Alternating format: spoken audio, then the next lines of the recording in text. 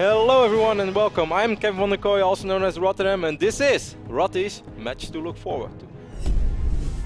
The match to look forward to does not necessarily have to be the best match of the week. Of course it can be, but it could also be the most important one division-wise, or just because of the history two players have. For the first week I decided to go with Red versus Hawk. Now there is more than just one reason why I chose this match, but the main reason is that Red had the option to pick 3 players in his division, and besides NASL and Masa, he decided to go for Hawk. Now why do I find that interesting? Yes, Red has great ZVP these days, and it's obvious that Hawk has struggled quite a bit against Zerg. But still, Hawk is without a doubt one of the most successful forerunners of all time, and despite not being as convincing as he was a little while ago, he still had some success as he qualified for the World Championship Global Finals in China later this year. Now you have to wonder, is Red overconfident and is he underrating Hawk, or does he actually really think that this is the easiest match? So do you guys think this was a wise decision by Red? Tweet at me at twitter.com/Rotterdam08 and let me know who you think is going to take this match, and I will post the results before the match goes live on Wednesday. Now let's take a closer look at the history.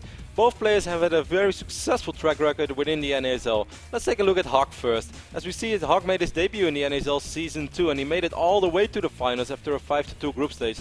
In those finals, however, he surprisingly lost in the first round with a 3-2 score against Mouse Hazelhops, which nonetheless was one of the best PvP series I've ever seen.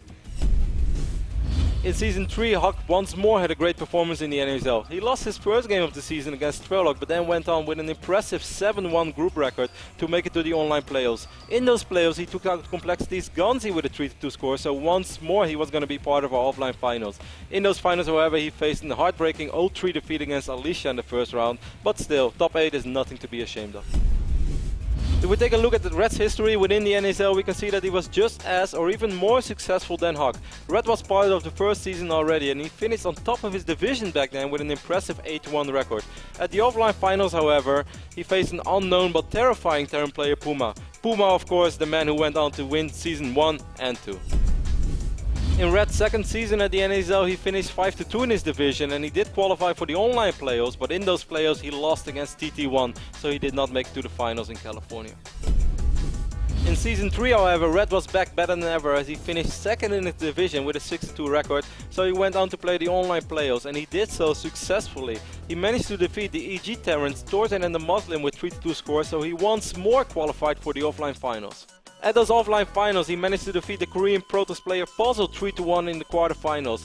However, in the semifinals, he went on to lose against Alicia and then also lost against MC in the third place decider.